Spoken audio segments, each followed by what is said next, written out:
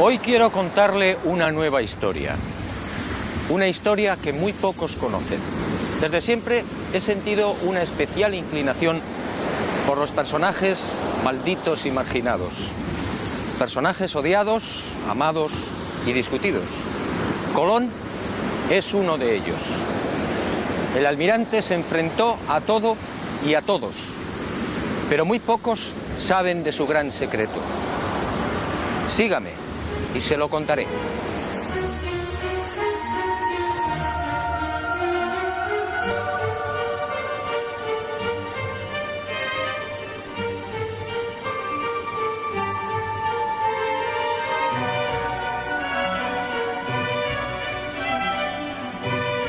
Como decía, siempre me intrigó la tozudez del almirante.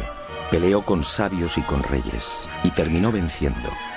Nunca comprendí esa seguridad, hasta que el destino puso en mis manos una información confidencial. Entonces entendí. Y la imagen de Cristóbal Colón apareció ante mí en su auténtica dimensión. Un Colón frío, calculador, ambicioso, sin escrúpulos y en posesión de un secreto que no era suyo.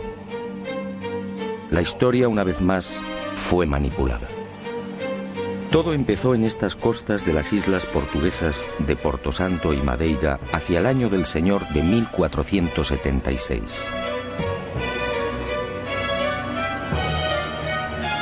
Mejor dicho, la historia arranca mucho antes y en otros parajes muy distintos. 500 años antes, hacia el 990, los vikingos ya habían mantenido un tráfico regular entre Groenlandia y las costas del norte de América. Los relatos de los audaces normandos se propagaron rápidamente, y de Noruega, patria de los vikingos, saltaron a toda Europa, siendo consignados en el 1070 por el sabio alemán Adam von Bremen. Aquel descubrimiento, según los expertos, se debió a la precipitada fuga de Eric el Rojo. Tras una sangrienta venganza, los islandeses desterraron a Eric por 3 años.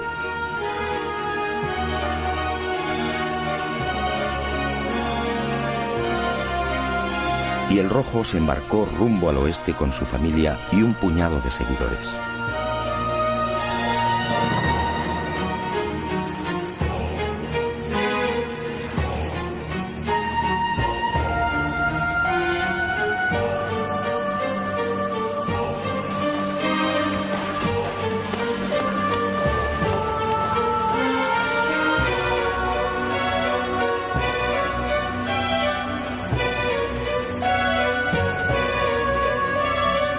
Así fue muy probablemente como llegaron a Groenlandia, y de allí a las costas de Massachusetts, entre Boston y Nueva York. En 1311 otro audaz pueblo, el Mandinga, ubicado en las costas del África Occidental, se aventuró igualmente en el océano. Y el rey Abubakari II, al frente de 2000 piraguas, tocó tierras americanas. La expedición descubriría Recife, en Brasil, pero nunca regresaron.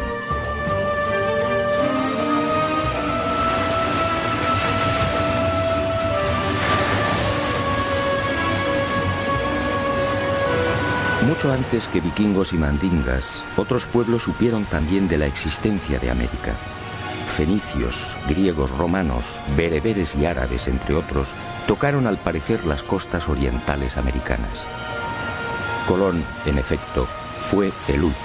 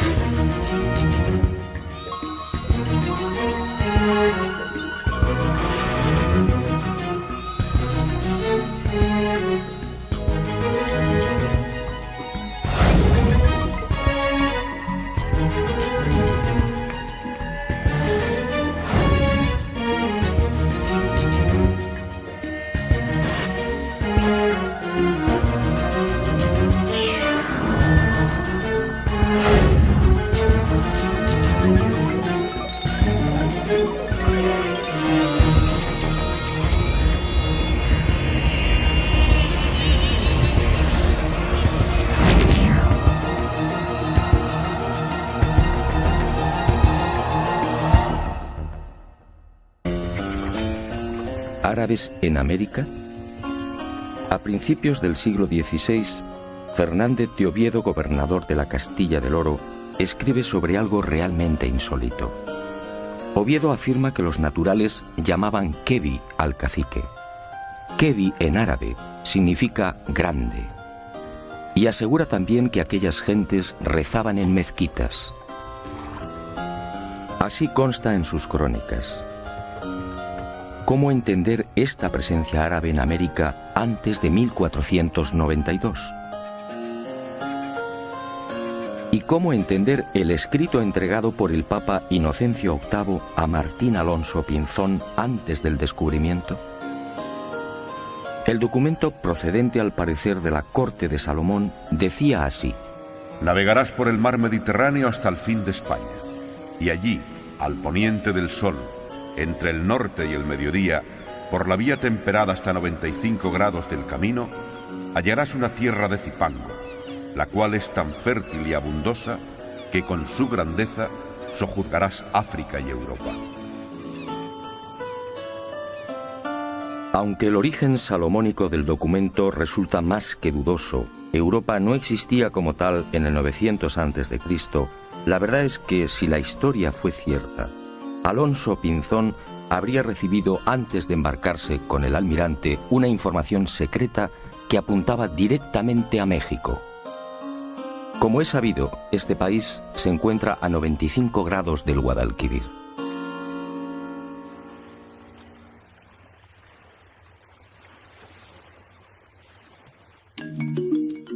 Pero más intrigante aún es la existencia de maíz en tierras del sur de España antes de 1492. Todo el mundo sabe que esta planta es oriunda de América. ¿Cómo explicar entonces lo escrito por Alonso de Palencia con motivo de los ataques de Enrique IV a la ciudad de Granada en 1456? Según Palencia, el rey preparó la conquista de la ciudad morisca, quemándoles en verano las mieses y en otoño las cosechas de mijo y maíz.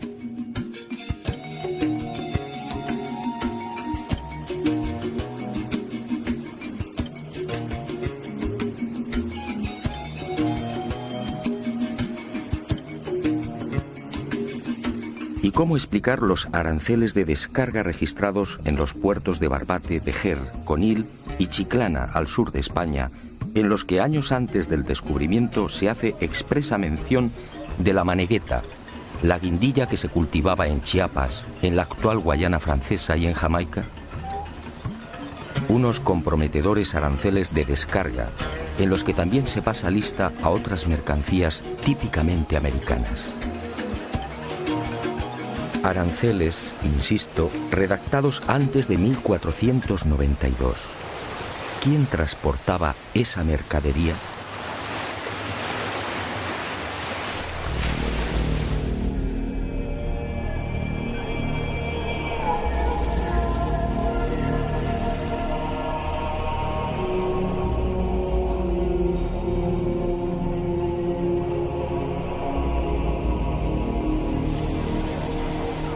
Es probable que el joven Cristóbal Colón llegase a tierras portuguesas hacia 1476, cuando contaba unos 25 años de edad. Procedía de una familia humilde. No poseía otra ilustración que las primeras letras. Fue a raíz de su estancia en Portugal cuando empezó a leer y a cultivarse.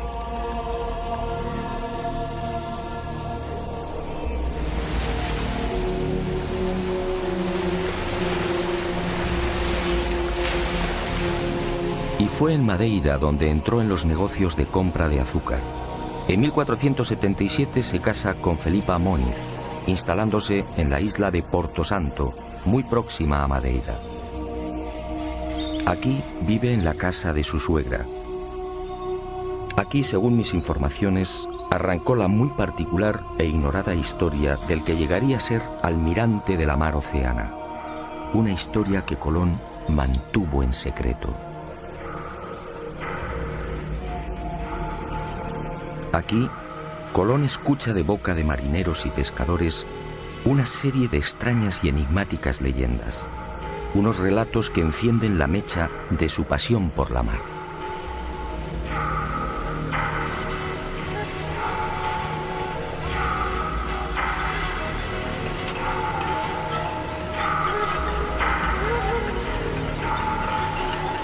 Las gentes de las Azores le contaron cómo los vientos de poniente arrojaban con frecuencia a las playas restos de árboles desconocidos en aquellas islas. En una ocasión, la mar depositó en la isla de las Flores los cadáveres de 2 hombres de caras muy anchas y aspecto distinto al de los europeos y africanos. En esas fechas, hacia 1477, en un viaje de negocios a la ciudad irlandesa de Galway, el propio Colón fue testigo de la presencia de un hombre y una mujer que habían llegado por mar y que en nada se parecían a los europeos. El genovés los tomó por chinos o hindúes, arribados a Irlanda por el occidente.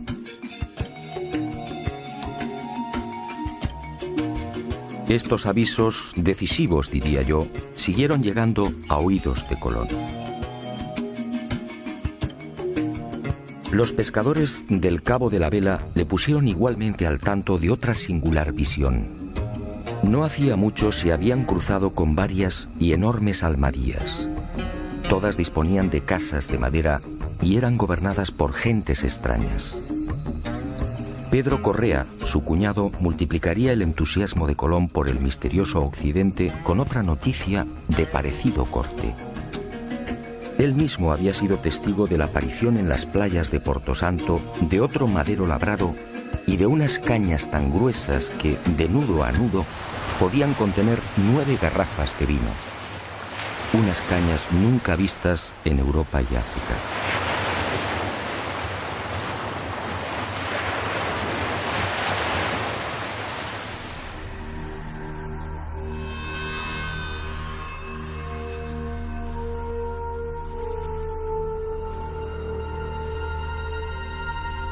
Paso a paso, Cristóbal Colón se vio envuelto en la apasionante idea de navegar hacia aquel horizonte por el que se ponía el sol. Y fue este creciente entusiasmo lo que muy probablemente decidió a su suegra a entregarle las cartas y escritos de Bartolomeo Perestrello, su marido ya fallecido. Nada se sabe con certeza de estos papeles del que fuera navegante italiano y gobernador de Porto Santo. Lo que sí parece claro es que aquella información debió coincidir con las narraciones de marinos y pescadores lusitanos y castellanos. Fue en esas fechas, alrededor de 1478 o 1479, cuando al fin el destino llamó con fuerza al corazón del inquieto Cristóbal Colón. Y sucedió algo que cambiaría bruscamente el rumbo de su vida. Algo que muy pocos conocieron y conocen. Algo que se convertiría en su gran secreto y finalmente en su gran tragedia. En esos años, la mermada tripulación de una carabela casi desguazada arriba casualmente a las costas de Porto Santo. Son hombres enfermos y maltrechos. Un piloto y 4 o 5 tripulantes. Son castellanos, quizá portugueses, y uno tras otro van muriendo. Colón, compasivo, se hace cargo del piloto y lo aloja en su casa. Y así, el increíble destino pone en sus manos una historia fascinante que cierra el círculo. Quizá por agradecimiento, quizá porque sabe que la muerte le ronda, este piloto anónimo termina por narrar a Colón los detalles de su peripecia. Navegando desde las costas africanas, probablemente en la región del Golfo de Guinea, la carabela que transporta madera y alimentos se ve sorprendida por una furiosa tormenta. Y los poderosos vientos alisios la desvían de su inicial derrota, presumiblemente hacia la península ibérica o Inglaterra. Finalmente, la tripulación escapa del temporal y descubre con asombro que se encuentra en mitad de unas islas completamente desconocidas. Ellos no lo saben, pero los vientos los han empujado hasta el Caribe. Y durante 1 o 2 años, 1476 y 1477, estos hombres blancos navegan de isla en isla. Son bien acogidos por los naturales, se mezclan y conviven con ellos, llegan a construir un pequeño fortín, descubren oro, y el piloto va tomando notas de cuanto ve. registra perfiles, ensenadas y montes, calcula leguas y distancias, reseña marcas y referencias, hasta que un día aquel paraíso se convierte en un infierno. La tripulación, carente de defensas, contrae una dolencia tan peligrosa como desconocida. Ellos no pueden saberlo, pero las bellezas taínas les han contagiado la espirochaeta pálida, la temible sífilis. El mal alcanza su fase secundaria y los hombres blancos ven con impotencia cómo sus cuerpos se cubren de pústulas, y la fiebre y los dolores terminan postrándolos. Al ver cómo sus compañeros van muriendo inexorablemente, el piloto anónimo decide regresar. Y allí, cosas del destino, está Cristóbal Colón. Es posible que este retorno del piloto anónimo ocurriera hacia 1477 o 1478. El navegante muere y Colón hace suya toda la información suministrada por el desdichado prenauta. Dueño y señor de la oportunísima revelación, Colón se entusiasma definitivamente con la idea de alcanzar esas tierras ignoradas, utilizando para ello el camino de Occidente. Esta asombrosa y secreta historia, guardada celosamente por el almirante, me fue facilitada hace ya 25 años por el entonces prior de los franciscanos de la Rábida, Francisco de Asís Oterino. Y fue él quien me aconsejó que consultase con los más destacados americanistas del momento. Un suceso que, según los cronistas de la época, terminaría filtrándose y propagándose. Y en 1535 apareció por primera vez en letra impresa. Todo cuanto me reveló el prior de los franciscanos se vio ratificado con creces. Uno de los expertos que profundizó con mayor ahínco y rigor en el secreto de Colón fue el catedrático español Juan Manzano y Manzano. Él, en definitiva, me lanzó al ojo del huracán de este decisivo suceso. Por más que indagué, no fue posible averiguar la identidad o la nacionalidad de este piloto anónimo. Los cronistas de aquel tiempo hablan de un portugués o castellano, quizá vizcaíno. Antonio de Fuentes y Guzmán arriesga un nombre, Alonso Sánchez de Huelva, que dice fue el piloto que dio los papeles a Colón.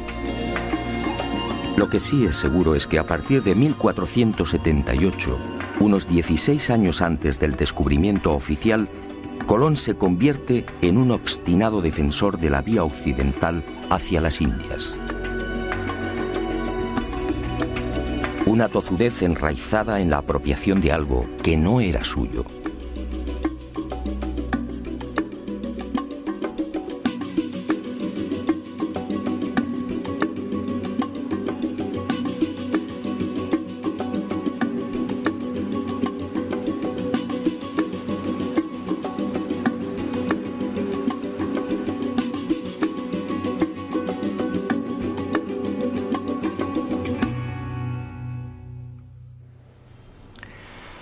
A partir de esa información privilegiada, Colón se convierte en otro hombre. Ya no son sospechas, ahora lo sabe. Navegando por el mar tenebroso siempre hacia el oeste, encontrará nuevas y ricas tierras. Pero, ¿qué tierras eran esas? Y Colón emprendió una febril búsqueda, consultando los textos clásicos y los escritos de sus contemporáneos.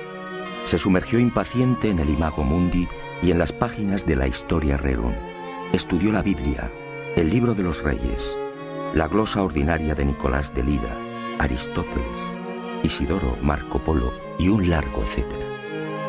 Y en los márgenes de estos libros fue anotando reflexiones, dudas y certezas. Fueron tiempos difíciles y angustiosos.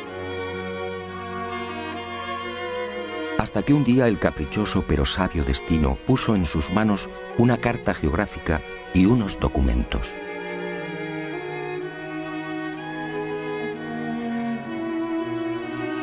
Eran obra del célebre físico, matemático y astrónomo Paolo Pozzo Toscanelli. El 24 de junio de 1474, 2 años antes de la llegada de Colón a Portugal, el canónigo lisboeta Fernão Martins recibía una carta desde Florencia. Era una misiva de su amigo Toscanelli. Meses atrás, durante la estancia de Martins en Italia, el canónigo tuvo oportunidad de cambiar impresiones con el sabio florentino sobre las navegaciones de sus compatriotas, los portugueses, por las costas africanas. Los lusitanos llevaban tiempo intentando alcanzar las regiones orientales de las Indias, donde al parecer se hallaban las famosas islas de la especiería. Y Toscanelli le anunció algo insólito. A las Indias se podía llegar por un rumbo distinto al que pretendían los portugueses. Bastaba cruzar el mar tenebroso, siempre hacia el oeste. Martins quedó impresionado. Expuso las revolucionarias ideas de Toscanelli al rey de Portugal y sin demora Alfonso V solicitó más detalles. Y ese 24 de junio de 1474 llegaba a Lisboa la mencionada carta de navegación y los documentos de Toscanelli, en los que aseguraba que navegando derecho por poniente está pintado el comienzo de las Indias. Unos reinos opulentos llamados Catai y Mangui, señoreados por un poderosísimo monarca llamado Gran Khan.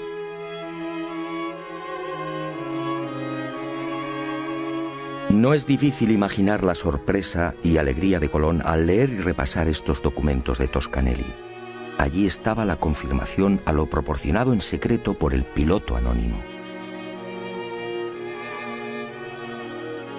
Las ideas de Toscanelli y las pistas halladas en las restantes lecturas redondearon finalmente el gran proyecto colombino. Al otro lado del mar tenebroso se encontraban las Indias. Solo había que navegar hacia el oeste, siempre hacia el oeste. Colón, en definitiva, fue víctima del mismo error de Toscanelli. Confundió la española con Zipango, el Japón actual, y América con Asia. Y esta idea le acompañaría hasta la muerte.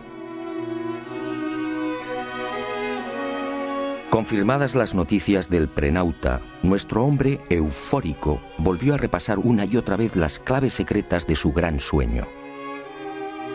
Unas claves más próximas a la locura que a la realidad. Para Colón, en esos años previos a 1492, Zipango, la isla del oro, se hallaba a 750 leguas de Canarias. Para Colón, las míticas minas del rey Salomón no podían ser otras que las descubiertas por el piloto anónimo al sur de la gran isla del oro.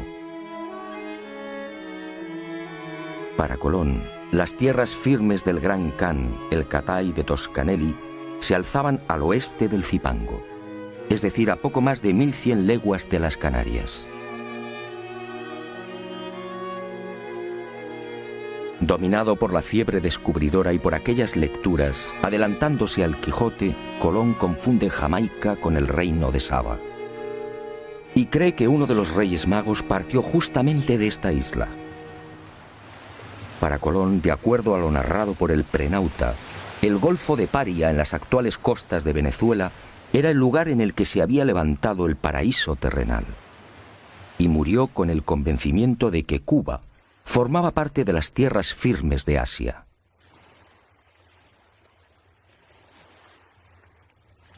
Y con el ambicioso proyecto descubridor perfectamente armado, Colón pasó a la acción.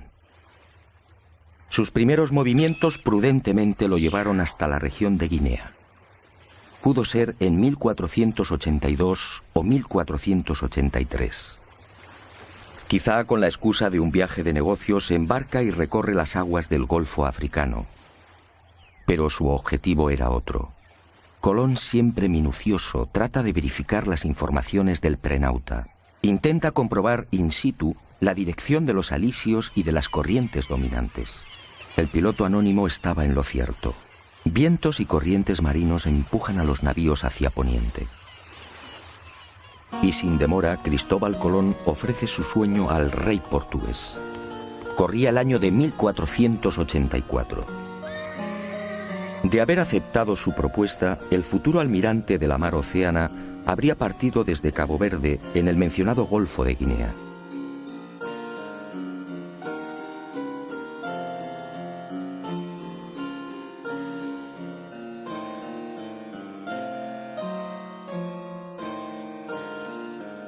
pero Juan II lo despacha con cajas destempladas.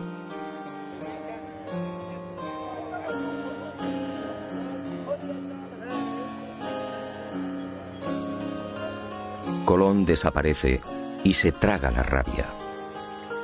Lo que Colón no supo en esos momentos es que el rey a sus espaldas, aconsejado por Ortiz de Calzadilla, obispo de Ceuta, de quien mucho se fiaba, resolvió mandar en secreto una carabela. Así lo cuenta Hernando, hijo de Cristóbal Colón. Pero la carabela enviada con brevedad a las islas de Cabo Verde no halló lo que dijera Colón, y el proyecto colombino, como el de Toscanelli, fue olvidado por Juan II.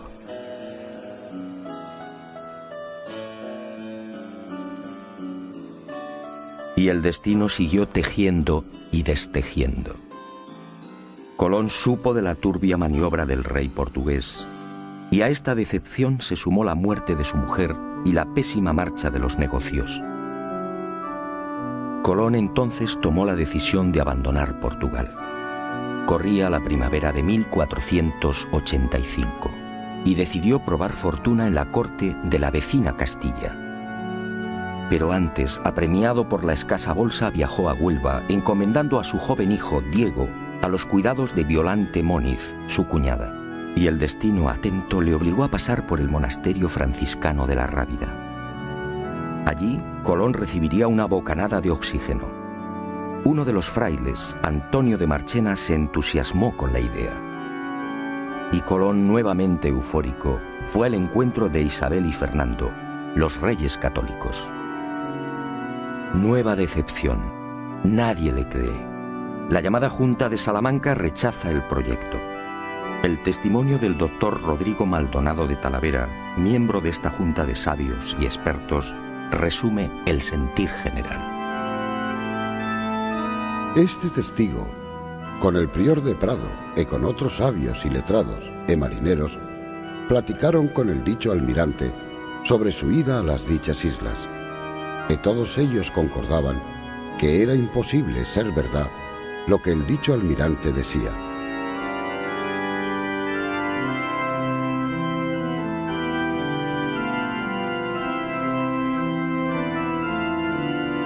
El segundo jarro de agua fría llegó en 1487. Y cuentan las crónicas que el futuro almirante no se rindió. Aquella vieja tozudez lo mantuvo alerta y firme. Pero las cosas no mejoraron. Y cuando todo parecía perdido, cuando el genovés pensaba ya en trasladar su proyecto al rey de Francia, algo cambió. Y estoy de acuerdo con la hipótesis de Juan Manzano y Manzano. Colón, forzado por las adversas circunstancias, no tuvo más remedio que desvelar parte de su secreto.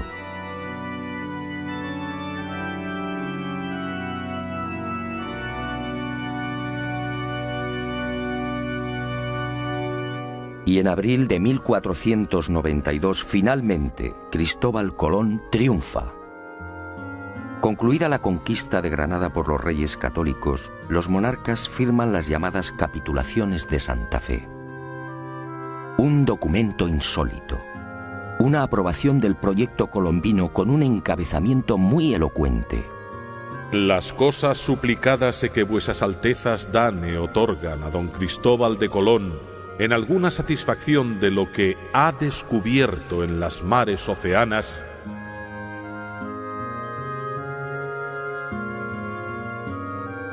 ¿de lo que ha descubierto? Estábamos en abril de 1492. La increíble concesión solo puede explicarse por lo ya mencionado. Colón tuvo que confesar parte de lo transmitido por el desdichado piloto anónimo.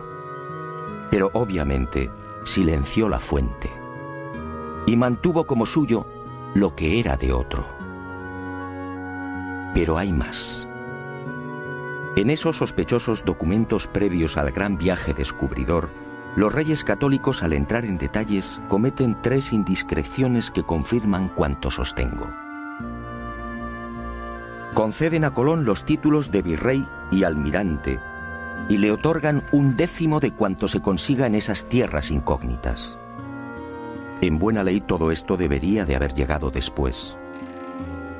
Y al proceder a la requisa de las necesarias naves, ordenan lo siguiente: para ir a ciertas partes de la mar Océana.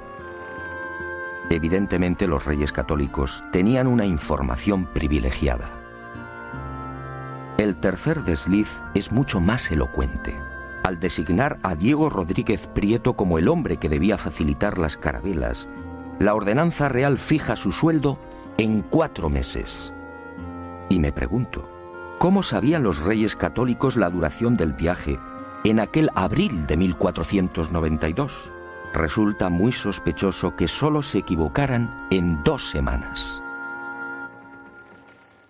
Y llegó el gran viaje. Y con él, y con las siguientes singladuras, Cristóbal Colón terminaría descubriendo sus cartas. Unas cartas marcadas.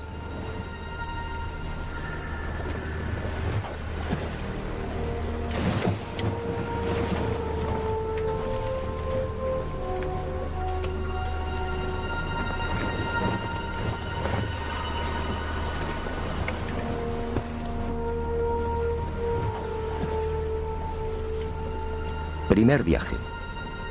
Fiel a lo consignado por el prenauta, Colón, en lugar de navegar directamente hacia Occidente, siguiendo los paralelos de España, alarga la ruta y pone proa al sur.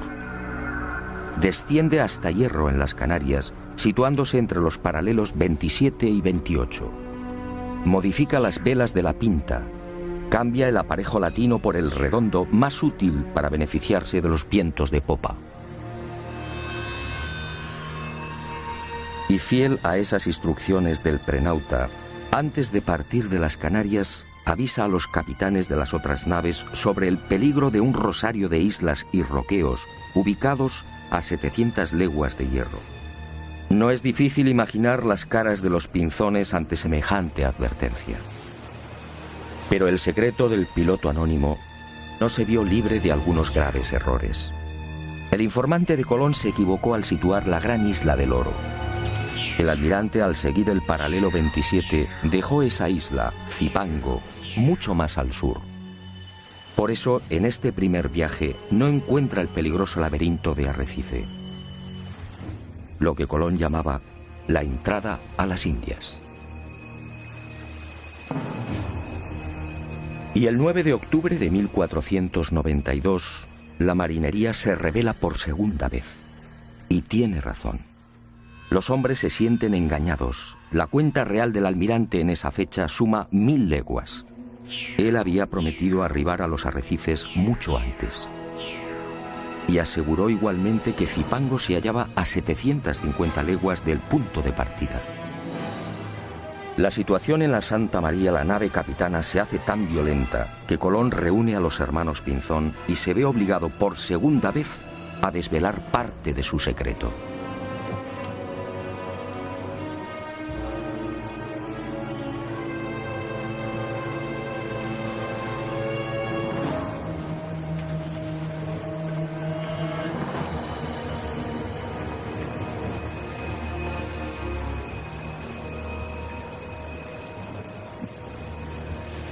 Colón consigue calmar los ánimos y recibe un último plazo de 3 días.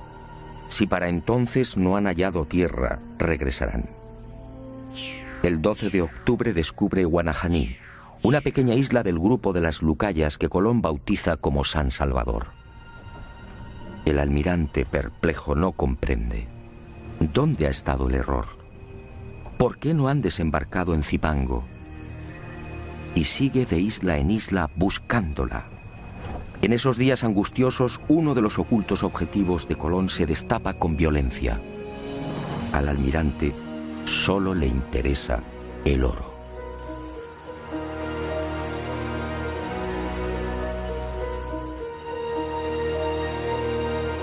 Colón deja atrás la costa norte de Cuba y, siguiendo las orientaciones de los indios, navega hacia el este, obsesionado por las minas de oro de Zipango.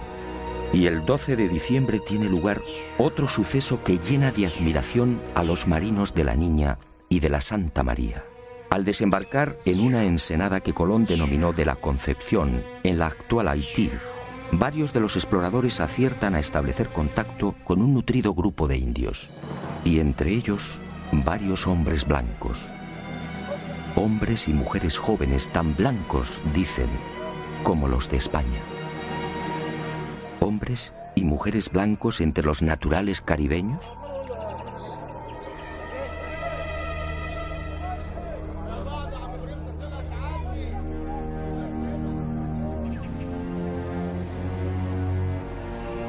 Los conquistadores quedaron asombrados, sí, pero no Colón. Él sabía por el piloto anónimo que la tripulación de aquella carabela había permanecido 1 o 2 años con los indios de la región. Y sabía igualmente que los predescubridores se mezclaron con las indias. Esta, sencillamente, era la explicación de la insólita presencia de hombres y mujeres blancos.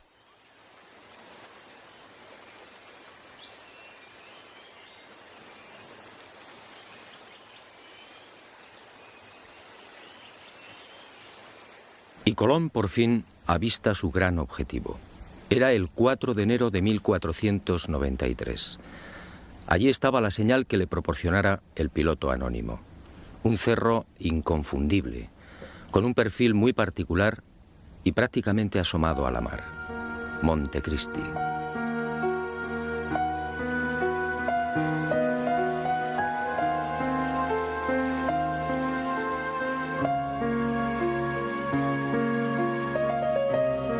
Y sin desembarcar, el almirante anuncia que allí está su ansiado Zipango. Allí, a escasas 20 leguas de la costa, se encuentran las ricas minas de oro. Y la marinería, perpleja, se rinde ante las supuestas dotes proféticas del almirante. ¿Dotes proféticas? Por supuesto que no. Y en marzo de 1494, en el segundo viaje, al descender a tierra y explorar el valle del Cibao, Colón vuelve a cubrirse de gloria ante sus atónitos hombres.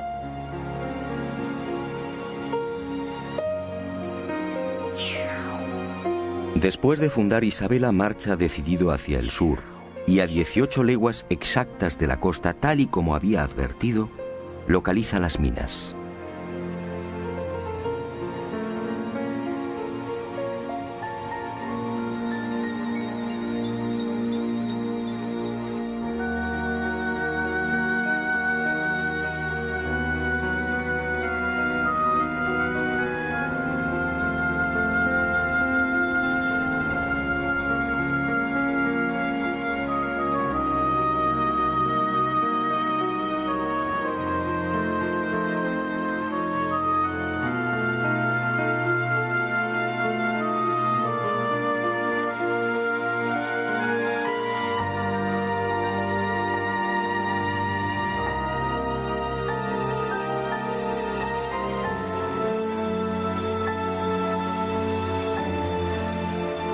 Tal y como le anunciara el prenauta, aquí mismo, los expedicionarios encuentran un nido de paja con 3 balas de lombarda.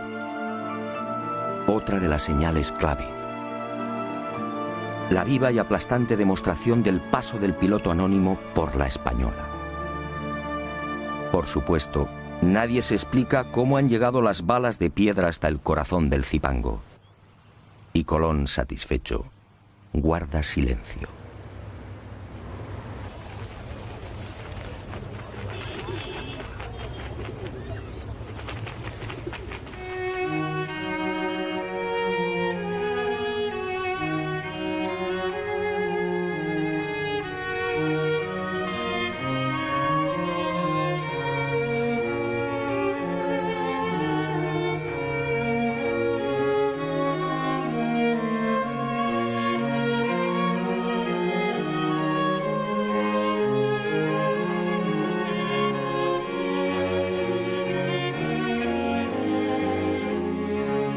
Y fue también en ese segundo viaje cuando Colón, al aproximarse a la actual Jamaica, reclama la atención de la marinería y dijo: Señores míos, os quiero llevar al lugar de donde salió uno de los 3 magos que vinieron a adorar a Cristo, el cual lugar se llama Saba. Y cuando los españoles desembarcaron y preguntaron a los nativos, estos replicaron que la isla se llamaba Sobo. Entonces, el almirante explicó que Saba y Sobo eran la misma palabra, pero que los indios no la pronunciaban bien. El reino de Saba, otra de las obsesiones de Colón. Y todos, una vez más, se preguntaron, ¿cómo sabía el almirante el nombre de aquella isla sin haber puesto el pie en ella? La respuesta es elemental. Lo sabía por el piloto anónimo. Y conforme siguieron los viajes de exploración, las supuestas dotes proféticas del almirante dejaron sin aliento a cuantos le acompañaron. Así sucedió también en el segundo viaje. Durante esa larga travesía, Colón se sacó una molesta espina. En el primero, como se recordará, no pudo dar con el peligroso laberinto de Arrecife. En noviembre de 1493, en cambio, consiguió avistar la ansiada entrada a las Indias, tal y como le había referido el piloto anónimo. Allí encontró Matininó y Cariz, las islas de las Amazonas y de los caníbales, y las bautizó con los nombres de Guadalupe y Dominica respectivamente. Y fue en Guadalupe donde se registró otro desconcertante suceso que, supongo, hizo sonreír maliciosamente a Colón. Los españoles, al penetrar en una de las aldeas, fueron a topar con dos objetos imposibles: un codaste y un cazuelo de hierro. El primero, la pieza recta y vertical que remata la nave por popa, nada tenía que ver con las canoas utilizadas por los indios. En cuanto al cazuelo, ¿qué pudieron pensar los españoles? Los naturales no conocían el uso del hierro, y el almirante, como digo, sonrió para sus adentros. Aquellas piezas solo podían tener un origen, el que usted y yo estamos pensando: el prenauta. Colón, prisionero de la vanidad, debió disfrutar lo suyo con estos hallazgos y profecías. En ese segundo viaje, después del alarde desplegado frente a las supuestas costas del reino de Saba, el almirante repetiría la hazaña. Ocurrió cuando navegaba al sur de la Española. A cosa de 7 u 8 leguas de tierra fueron a divisar un montículo. Y Colón, con una seguridad que desarmó a su gente, afirmó que aquel era el lugar llamado Ofir, los montes todos de oro, las célebres minas del rey Salomón.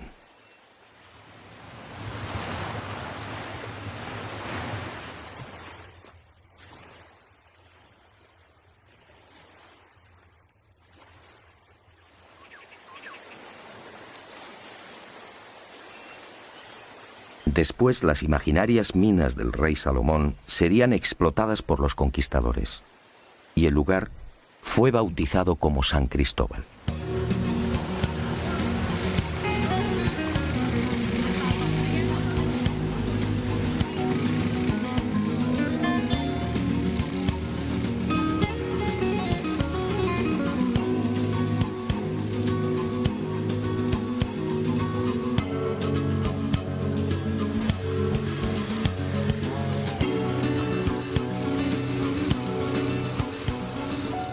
Pero la locura del almirante no se detuvo ahí. El piloto anónimo le había informado también de un increíble lugar en el que los ríos procedentes de una montaña desembocaban en un enorme lago, produciendo un gran estrépito al chocar con la mar. En el tercer viaje a las Indias, en 1498, Colón busca ese territorio situado a cosa de 50 o 70 leguas al sur de Zipango, según el prenauta. Y lo encuentra.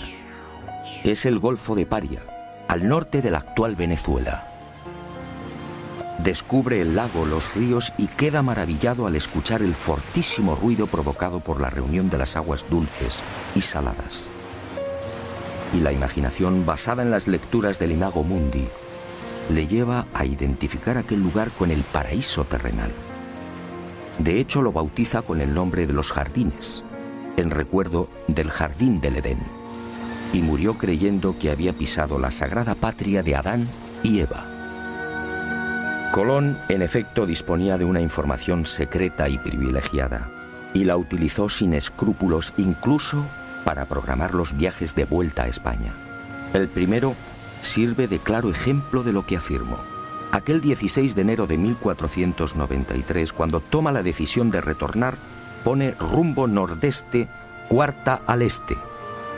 Busca el paralelo 38 frente a las costas de Virginia y desde allí, sorteando los alisios, se dirige al este. Los fuertes vientos del oeste y la corriente del Golfo lo desplazan hacia Europa. Y Colón termina desembarcando en Lisboa. ¿Cómo pudo saber que debía navegar hacia el norte? ¿Por qué evita el rumbo que había mantenido con tanta tozudez a su salida de Hierro? Colón no conocía la zona. Nada sabía de la corriente del Golfo y, sin embargo, acertó.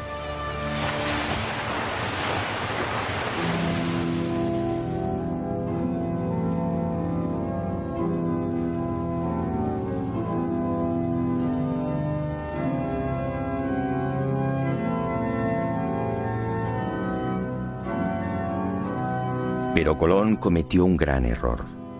Hizo suyo un secreto que no le pertenecía. Ignoró al piloto anónimo y se quedó con toda la gloria. Y el destino implacable pasó factura. En la primavera de 1499 el virrey almirante es encadenado y devuelto a la corte de Castilla. Y sus privilegios desaparecen. Poco después, el 20 de mayo de 1506, muere en Valladolid. Y muere olvidado y en la ruina.